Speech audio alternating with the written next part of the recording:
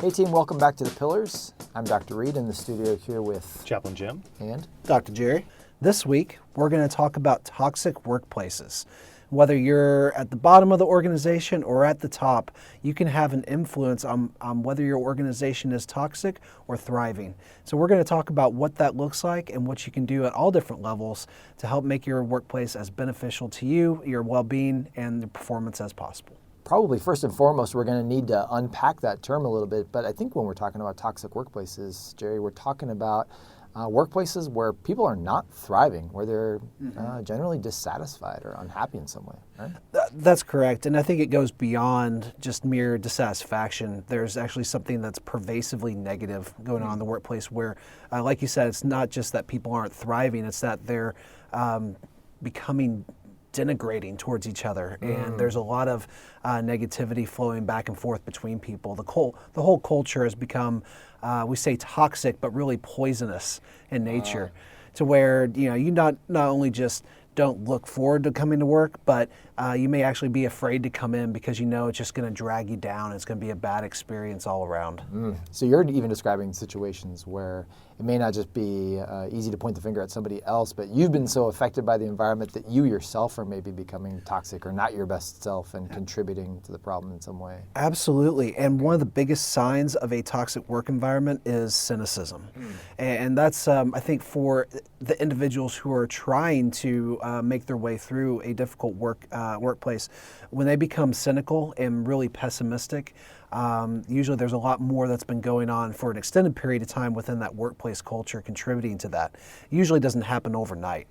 And so a handful of the things that will contribute to that cynical perspective and really a loss of self-efficacy are gossiping or the formation of different cliques within a workplace, a lot of aggressive interpersonal action, maybe some bullying behavior, poor communication, unclear expectations, especially from the top down, more of an authoritative, dictatorial management style, a lot of micromanagement. So people aren't given a lot of autonomy or freedom to make decisions or conduct their work without feeling like they're under a microscope.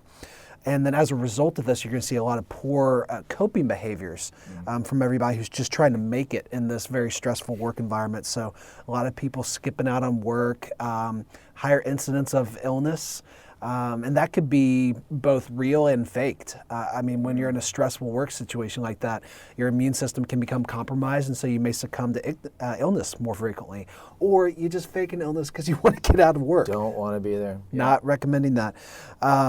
You'll see favoritism and people kind of finding ways to navigate the workspace. More on your highly emotional, intelligent folks, kind of figuring out how the system works and taking advantage of it so they can get a leg up on other people. So you see a lot of infighting, a lot of competition, a lot of manipulation going on that's either overt or covert. And then some people just struggling to try to get ahead as a result of this may develop into workaholism. People trying to go above and beyond so that they can be the top dog or get the top strat, the must promote, whatever that is.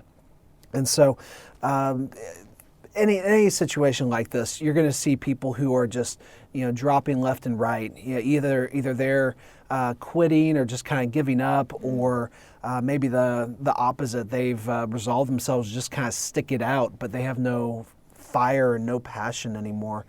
And this leads to a lot of unhealthy coping behaviors too. Alcohol, tobacco, and caffeine are some of the most common ways that people will cope, not just to get a mood boost, but to maybe counteract some of the effects of that prolonged stress response. And I've even heard people describe these toxic workplaces as somewhat traumatic. And I think over a long period of time, they can be, and just that they wear you down and cause this chronic stress for you. Now, Chaplain Jim, you were... Oh, I have one. You were talking about, a situation. So I have to lower my levels for the podcast, got it. But the bottom line is I was outside of the Air Force, to be clear for this. I was working as a federal civilian in an agency, okay, and I was promoted on the same day as a peer. He was put over me, I was put in a section under him, And he'd been known of being kind of a mean person. He yelled a lot at people just randomly. Well, his work style and his leadership style caused a toxic work environment very quickly in a very high functioning area. It was pretty impressive to see how bad leadership can truly cause a problem. So he comes in and would start yelling at folks randomly. We would do an assignment and he would go around and talk to the customer and change it and send emails out after, circumventing our authority. He would routinely bring people to tears, even folks from other countries who are working with us, like just absolutely denigrate, yell, etc. Now, I tried a number of tactics to try to work with him, and I'm really just doing a very high level of what this guy was doing, but it was just exceptionally poor leadership and very, very toxic. And I actually began to doubt myself, thinking maybe I am actually a terrible person and a terrible employee, because he would say these things so often. I said, maybe I'm bad. And so you started to internalize it. I did, and I started working longer, like you said. I had so much stress and anxiety coming into work, I began to run or bike to or from work to try to work off that stress, plus a work off. Was not working, over-caffeinated, and what was funny is I tried talking with him. I'd go up to him one-on-one and say, hey man, perhaps you shouldn't just come in and start screaming at people. It's not a good first measure with people. And he would just lose his mind on me. It was just really interesting. So trying to approach him with compassion just didn't work. And a certain apathy does come in. Now, I would consider myself a high performer, but at some point I would say, why am I even here? One thing that highlighted the situation, which was just so comical, I had tried interacting with him one-on-one several times, with him and another supervisor, and just overall he would reject everything. One day he came over, sits me at a table with another peer, and he starts outlining why I'm the worst human being ever, on paper. And I'm sitting there reading it on paper thinking oh my gosh, maybe I am this person. Now, I know myself pretty well, but I had, over about an 8-month period, had such significant doubts, because when someone's telling you you're a terrible person, you take it. So I can't make this up. I'm at the table, similar to where we are, 3 people, and around the corner in back of us pops this colonel, this full-bird colonel, and he goes, "Hey, are you Jim?" And I go, "Oh, yeah, I'm Jim." And I'm like, "Why are you here?" And he's the commander of this facility of about 3,500 people. He goes, "Oh, you're the employee of the year. Congratulations." And he pulls me out. I get photos with all the leadership of my agency right there. And I come back to this table where the 2 are sitting there with this plaque. And I did. I said, "What were you saying?" And they just stormed off. I couldn't believe it. So how I escaped it, because I tried a number of tactics, and there are helping agencies, organizations within the Air Force. So if you do have a problem, go to EO, talk to your leadership. If it doesn't work, find one of our organizations to come to us. What I ended up doing, which is kind of comical, I got a phone call the next day from our deployments manager. She said, "Hey, Jim, I know you've deployed before. It's a volunteer deployment. We've had 2 successive people who've been injured on this location. We can't say where it is. Will you go?" And I said, "Yes." And she goes, "Shouldn't you check with your wife?" She knows my wife. And I said, "Yes, I should. I can go." And then she goes, "When can you leave?" And I said, "Tomorrow." I still remember this conversation. It was very quick. And I was out the door a week later, and it was I would have rather gone versus stay in that environment, and the anxiety was way less there during the fighting years than there. So when people come to us with toxic environments, I empathize with them, because that kind of experience, having experienced wartime environments and also CONUS, a person who comes in can cause an environment that takes high performers working together and they work against each other. Absolutely. And I think we're seeing a lot of this right now, just in the way that we are evaluating both officers and enlisted folks now with our annual evaluation systems. It has indirectly, I think, created a lot of infighting and an unhealthy level of competition in certain environments. Certainly not all of them, but maybe certain units that were already kind of predisposed to some toxicity didn't benefit from that. And it sounds like you, Chaplain Jim, experienced what sounded like an abusive relationship. It really did sound like that. I mean, you were being gaslighted and manipulated. I was, but so was everyone. And the problem with it is, when that's happening in an organization by a leader, people start fighting against each other, and they gossip to say, well, I better stay on the good side of him, because maybe I won't get yelled at today, which is really funny. And unfortunately, that still exists even within the federal government. Those people do exist. Now, we've gotten better. I don't want to say all federal employees are like that. In fact, most are very, very hard-working folks. So just letting you know, if you do have that experience, please seek help and get other organizations involved. I was thinking about, Jerry, when you were kind of rattling off some of the signs and symptoms earlier on about toxic workplaces, it occurred to me that this isn't necessarily a linear thing, right? Some of those signs and symptoms, in fact, themselves become drivers of toxic workplaces. And Sure. I got stuck on clicks. You talked about clicks being one of the, and I was trying to, I don't know why I was being defensive of clicks in my mind, but you would think in one sense like a click could be a kind of coping mechanism, right? Or it starts off as an opportunity to kind of talk about a shared experience from a shared kind of perspective. With an in-group. Right, with an in-group. And then, but depending on what's going on in the environment, that click could be perceived by outsiders as potentially threatening to a status quo or something. And When we call it a clique, well, let's just call it a group of folks, a network within an organization. When that starts to become exclusive, that's when a clique starts to form and can really rub people the wrong way. And so that's kind of what we would want to keep away from. And I think you're absolutely right. There is some resilience in bonding with people who have a shared set of experiences, and maybe who are going through the same difficulties and challenges that you are. You also use the word trauma, which I know is not one that we like to throw around lightly, but it occurs to me, when you think about some of the longer term impacts of having worked in some of these environments, it can start to look like a trauma, at least in the sense that it can really change your worldview or your view of what work environments can be like or should be like. And who knows? Who's to say that you couldn't carry some of those attitudes with you into subsequent workplaces? You may not be available in another duty assignment because you've been sort of burned or jaded, and so you don't show up to that job with your kind of best self or your best intentions because you're still ailing, recovering. Maybe you had been quote unquote traumatized by a previous experience. So what's the antidote? And that's the big question here. And I want to approach this from two separate directions. I want to focus on the leadership component, because even Chaplain Jim, as you mentioned, a lot of this can start at the higher leadership levels and then trickle down to the employees. It doesn't always happen that way, but I think that underscores that leaders have a big responsibility to monitor the status of their work centers and to make sure that it's not devolving into a toxic work center. But then we also talk about the rest of the employees, the people who maybe they feel like they are under the thumb of a toxic leadership group. What do you do on that aspect? So I'd like to start with the leaders first. And I truly believe that, or I want to believe that none of our leaders across the Air Force really want to have a toxic environment. They don't want to develop or promote toxicity. And so, when this does happen, it may be because of things that they're doing or not doing. And the good news is that we can make some relatively simple changes to reverse some of these trends. Well, before I get into the specifics, I want to talk about an influential guy by the name of Douglas Conant, who took over as the president and CEO of Campbell's Soup in 2001. And apparently he walked into a very toxic work environment where there are a lot of dissatisfied employees, very dysfunctional management, no trust at all between the higher levels of Campbell's leadership and the people actually working on the factory floors. So guess what he did? He used emotional intelligence to basically start to repair trust. As a new guy walking in, he didn't know anybody. So, and these were the days before we had these nifty pedometers on our smartwatches. He strapped a pedometer to his belt and had a goal of getting 10,000 steps per day and just walked all around factory floors and started interacting with people.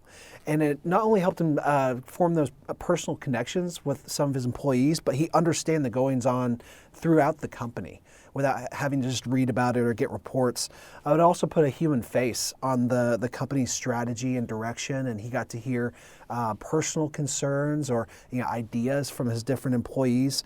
And then to follow up on that, he would write up to 20 handwritten notes per day of appreciation and send them out to his employees. And so he was reflecting on this in an interview not long after his stint at Campbell's. He said, over the course of my 10 years in that role, I wrote more than 30,000 notes. Wow. And at the time we had 20,000 employees. So that means that a handful of folks probably got 2 or 3 Yeah. of these appreciation notes from their CEO. And he said what was really cool was that after he'd been there for a few years and was starting to repair this trust and dysfunctionality, he would start walking around and see people had posted his appreciation letters in their cubicles. You know, so I'm listening to this, and this is a great story, and I'm thinking that a senior leader of any rank would really listen to that and kind of know what to do or have an idea about what to do. But it occurs to me that kind of a campaign or that sustained effort, it really isn't limited to a specific rank or leadership title, right? Absolutely That could be not. any airman in any duty section going to those efforts, right? Absolutely. And all that he did was show appreciation, listen to his employees, and just try to be genuine. And I think a lot of the issues that we have in the way that our hierarchy is structured is that there's not a lot of transparency and communication. You know, it's on a need-to-know basis. And so you'll have senior leaders making certain decisions that maybe to the person at the bottom of the chain don't make sense. But they're not there to understand the why. They're just, there to be told what to do. The problem is that we've got a generation of folks coming into the military who want to understand the why and the purpose. And there's a big spiritual component to that as well, I think. And so it's important to explain this is what we're doing and why, and here are the other things that maybe we considered to help to build that trust, to create that transparency, and to help people feel like they're valued and respected. And one thing as a leader, many leaders, like you said, come out to their organization believing that they're doing the best they can. Right. And you probably are, but if you're a leader, a suggestion I'd have, and I take this from the Army, the United States Army, for all their officers, they have them do a 360 assessment. Yeah. And it's on their officer evaluation report, their OER. My suggestion is this: the Office of Personnel Management, a federal organization, offers a 360 that you can get on your own, and it's very low cost, and you get debriefed by an OPM person. Again, this isn't a promo for them. They're a federal agency. They do this as a service at cost for federal employees as well as military. I'd say call them, get that done, and see what you don't see. I remember my first 360, I thought I was amazing. And when my 360 came back, I was surprised that I was not. And a 360 assessment talks to people above you, your peers, and below you. And it's all anonymous. So when it came in, I was really surprised. And the funny thing is, I took that to heart. It did hurt initially, took some action steps, and I did 4 or 5 over the next 7 years in leadership, and I was amazed at how much I improved and that people noticed it without me advertising, because I noticed that the changes were pretty substantial. That's awesome. Now, what would you say to people who might be afraid to get this 360 assessment because they don't want to see the honest results? And here's the thing, it's happening. Like you are taking actions, and there is a reaction to how you show up in our office, to how you say hi.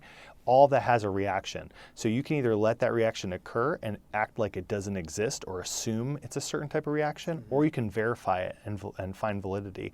It's worth doing, I think, at least once in your professional career to find out what people really think of you. Yeah. And sometimes, again, it does hurt, and that's okay, because you can take that and learn from it.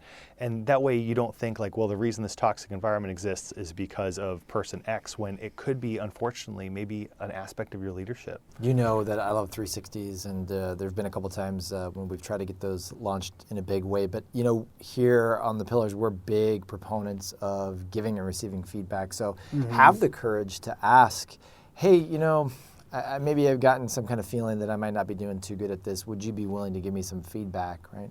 And if someone doesn't provide an opener like that to you, you might help them to understand the value or the benefit of receiving feedback. Like, hey, I've got a couple of observations. I'd be curious if you'd be interested to get a little bit of feedback from me. The only caveat I'd say to that is that if there's an issue with trust in the unit, that people may feel, especially if you're asking your subordinates, they may feel really uncomfortable giving the truth to your face. So having some kind of venue where you can receive anonymous feedback, I think it can be helpful. Now, what would we say to people who maybe aren't in a significant leadership role, who are maybe suffering within, in the midst of this toxic environment? What can we say to them to help them get through it and maybe even work to try to reverse that culture? I think that's a great question, because I think a lot of people will find themselves in that place and not feel like they have the wherewithal or the power to kind of make any sweeping changes in the organization. And for folks who find themselves in that situation, what comes to mind for me is just decrease your isolation. Go get support where you can find it. You may, through your interactions with people in other units or duty sections, find that they're not struggling in the same way, and that might be refreshing. But don't suffer alone. Jim, you mentioned reaching out potentially to governmental agencies that can assist if there truly is a toxic workplace. Like MEO or... Absolutely. But I'm even thinking, go find healthy people outside your duty section if they're not with it, and get that support where it's needed. Don't suffer alone. And if you are a subordinate leader, if you're an NCO or an officer and this is happening above you, I viewed my job was to protect my people. So the section I was in charge of, I didn't gossip or say bad things about this individual, and I took the brunt of it, and that was my job, and it was really quite difficult. But they noticed that as well, and they recognized it because people talk.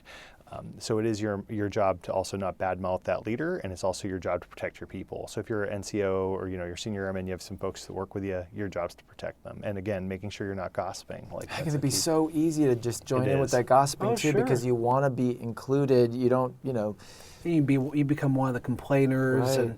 and it can be really difficult to break out of that. I think what you guys are saying is that the change starts with you, and it kind of has to be willing to say, I'm not going to do these things that may be immoral or unethical or even just contrary to a cohesive workspace. That can be really difficult, but leading by example and gaining that perspective and trying not to take things personally, knowing that a lot of these... Which is hard. Yes, which is very difficult. But a lot of this is happening from an emotional place that you don't necessarily have to get involved with. So just to summarize, if you're in a toxic workplace, first of all, there are helping organizations you can go to. You can come to the ART, there are other organizations with the Air Force. But we ask that you really take a hard look at yourself and say, how can I deal productively with this? How can I learn from the situation? How can I help my leader learn? But also recognize you're not alone, that you have people you can go to for help.